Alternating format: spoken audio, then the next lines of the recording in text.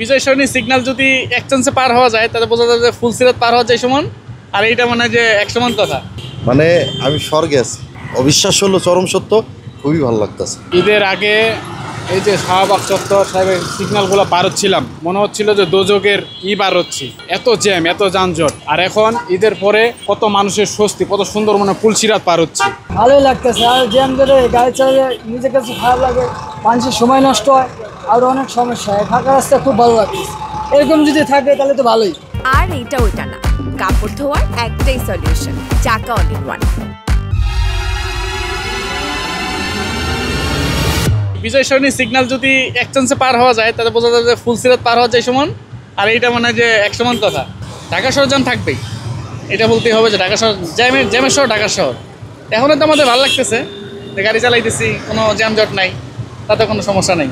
কিন্তু জাম ঢাকা শহরের লোকজন চলে আসলে সবাই চলে আসলে জাম একটু থাকবে, এটা মানতে হবে, এটা মাইনেই চালাইতে হবে ঢাকা শহরের গাড়ি। ঈদের আগে এই যে শাহবাগ চত্বর সাহেবের সিগন্যালগুলো পার হচ্ছিলাম, মনে হচ্ছিল যে দোজকের পার হচ্ছি, এত জ্যাম এত যানজট। আর এখন ঈদের পরে কত মানুষের স্বস্তি, কত সুন্দর মানে ফুলসিরাত পার হচ্ছে, প্রত্যেকটা মানুষের মনে স্বস্তি যে সুন্দরভাবে সিগন্যাল পার হতে পারতেছি, মানে ফুলসিরাত পার হচ্ছি। ভালোই লাগতেছে। আর জ্যাম ধরে গাড়ি চালিয়ে নিজের কাছে খারাপ লাগে, মানুষের সময় নষ্ট হয়, আর অনেক সমস্যা হয়। ফাঁকা রাস্তা খুব ভালো লাগতেছে, এরকম যদি থাকে তাহলে তো ভালোই। আর মনে করেন জ্যাম ধরে মানুষ অনেক কাম কাজে বেড়ায়, রোডে জ্যামের লেগে আটকে যায়, পারে না। অনেকজন আবার হসপিটালে বেড়ায়, পারতেছে না জ্যাম জোরের জন্য।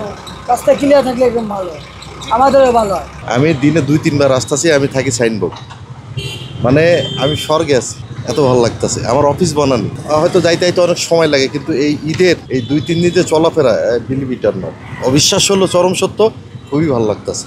অনুভূতি বলে শেষ করা যাবে না। জীবন এমন একটা জিনিস, এর তো থেমে রাখা যায় না। জীবিকার উদ্দেশ্যে যেভাবেই কি চলতে হয় আমরা সেইভাবেই চলি। আর লাইফ হলো এমন একটা জিনিস, আপনাকে কিছু জিনিস ফিক্সড, এটা আপনাকে মেনে নিতে হবে।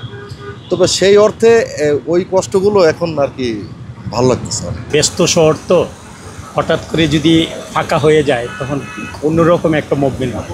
ভালো লাগছে, কারণ অন্য সময় তো অনেক জ্যাম থাকে, এই জন্য একটু অস্বস্তি বোধ করি। আর এখন ফাঁকা যে, এই জন্য জার্নি করে খুব আরাম পাচ্ছি। যেমন আজকে আমরা আসছি, হয়তো একটা জায়গায় যাওয়ার জন্য ঠিক হয়েছিলাম, কিন্তু পরে ওইখানটা আমরা জানতে পারলাম যে আসানসোল যাওয়ার জন্য রেডি হয়েছিলাম, কিন্তু ওইখানে যেতে পারিনি।